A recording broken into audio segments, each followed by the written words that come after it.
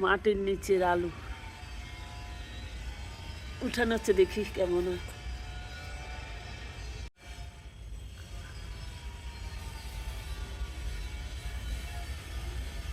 এটা তো আমার দ্বারা সম্ভব হইতো না উঠানো।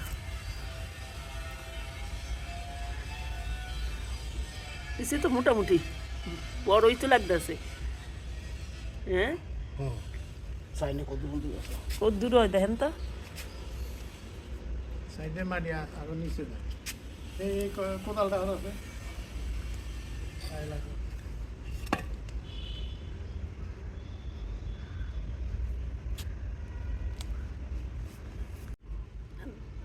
আগে উঠে দেখি কেমন হয়, তারপর মাথা কাটি একদিন ফেলানো গাছ হোক, বড় সমস্যা নেই। কাঁথার জঙ্গল ফেলে পচা কিছু ফেলে এলে ঠিক হোক। আরেকটা গাছের গোড়ায় গিয়ে এরা ঢুকছে দেখেন। ওয়ালের পাশে তো উঠাইতে ভীষণ কষ্ট। এই কাইটে আসতেছে, কেমনি উঠাইবেন? এমনি উঠেই মাটি আস্তে আস্তে সরিয়ে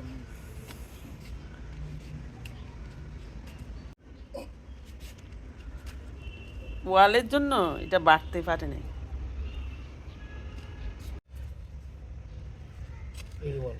ও গ্রেট বিমের সাথে এটা এমন জায়গা হইছে।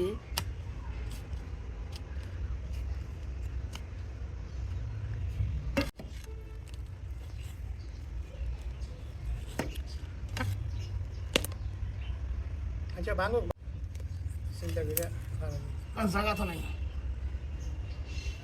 ওই ঢুকছে কাইটা কাইটা আনতেছে মন চিপা, এর মধ্যে আলু ঢুকছে।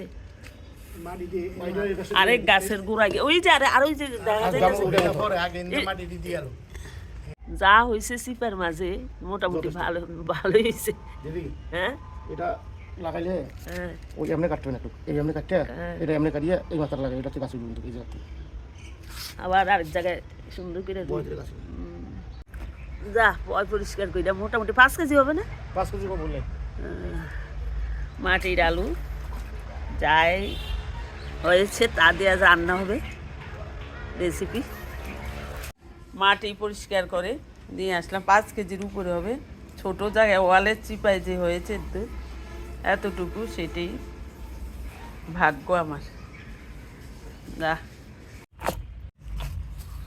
এখানেও আছে ক্যারেটের মাঝে লাল শাক।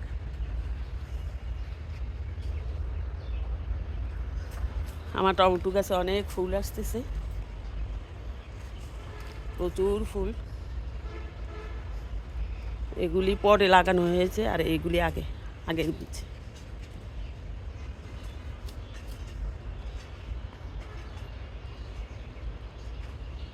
একটা ধনিয়া পাতা নিয়ে যে রান্নাতে লাগবে।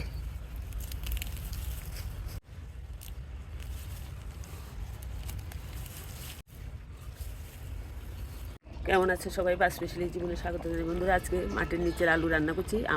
আমারই করা সেই আলু তুলে রান্না করলাম গলদা চিংড়ি এবং টাকি মাছ দিয়ে। আশা করি সম্পূর্ণ ভিডিওটা তোমরা দেখবে। তাহলে চলো সম্পূর্ণ ভিডিওটা আমরা দেখে নিই কী করে আমি আজকে রেসিপিগুলি রান্না করছি। খুব সাদা, একেবারে দুধের মতো সাদা আলু। এই আলুটা খেতে মজা। কেটে নেওয়া হচ্ছে, খুব নরম, এবার সাদা ফকফকা সাদা।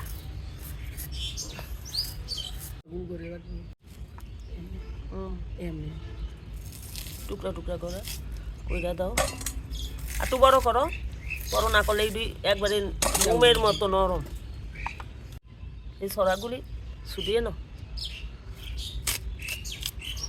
কি সাদা দেখছো ভিতরে,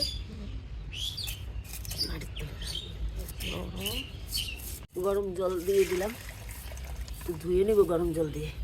জলের মাঝে আলুগুলি কষলিয়ে ধুয়ে নিব। প্রথমে মশলা ভেজে নিব, জিরা, ধনিয়া, গোলমরিচ, একটু হালকা করে মশলাগুলি ভেজে নেব। আলুটা রান্না করতে দেবো চিংড়ি মাছ, দেবো টাকি মাছ, 2 মাছ মিলিয়ে এই আলু রান্না হবে। মশলাটা হালকা করে ভেজে নিলাম, নামিয়ে ফেলবো। গুঁড়া করে নিয়ে আসবো। গরম জলে সুন্দর করে ধুয়ে নিতে হবে। খুব সুন্দর আলু, এটা যা মজা হবে খেতে। হলুদ লবণ মাখিয়ে নিলাম, মাছ ভেজে নিব। মাছগুলি ভেজে নিব, মাছ ভেজে নিলাম, নামিয়ে ফেলবো। এখন চিংড়ি মাছ ভেজে নেবো। একই সাথে চিংড়ি মাছ ভেজে নিলাম, নামিয়ে ফেলবো। তেল দিয়ে দিলাম, আলু ভেজে নেব। হলুদ লবণ দিয়ে এই আলুটা ভেজে নেব। প্রথমে গরম জল দিয়ে পরিষ্কার করে ধুয়ে নিয়েছি।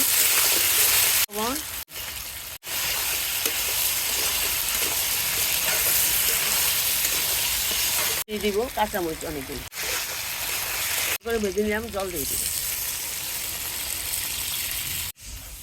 ঝোল ফুটতে শুরু করেছে, দিয়ে দিব মাছ।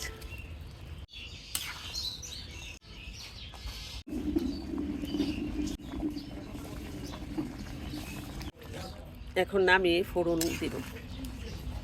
কি সুন্দর কালার এসেছে। ফোড়নটা আমি পাইপে নিয়ে দিব। দিয়ে দিব তেল, মরিচ, তেজপাতা, জিরা। এই রেসিপিতে আদা, পেঁয়াজ, রসুন কিছুই ব্যবহার করা হয়নি। নিচের আলু শুধু এইভাবে রান্না করে খেয়ে দেখবে। আদা, রসুন, পেঁয়াজ কিছুই দিবে না, শুধু এইভাবে রান্না করবে। আজকের রেসিপি আমি যেইভাবে করলাম, খেয়ে দেখো এইভাবে রান্না করে। এখন ফোড়ন মিলিয়ে দেবো। ফোড়নটা মিলিয়ে দিলাম। আলু সিদ্ধ হয়ে গেছে, দিয়ে দিব ভাজা মশলাটা, দিব ধনিয়া পাতা। রান্নাটি কেমন লাগলো তোমাদের মাঝে কমেন্ট বক্সে লিখবে। আলু গলে একবারে নরম মোমের মতো আলু, এত ভালো আলুটা। আর এইভাবে আমি যেইভাবে রান্না করেছি, এইভাবে মাটির আলুর নিচে যে আলু হয় সেটা রান্না করে খেয়ে দেখবে। আবার আসবো তোমাদের মাঝে অন্য কোনো নতুন ভিডিও নিয়ে। ততক্ষণ পর্যন্ত ভালো থাকবে, সুস্থ থাকবে, নিরাপদে থাকবে এবং পাঁচমিশালি জীবনের সাথে থাকবে। বাই। নামিয়ে ফেলছি।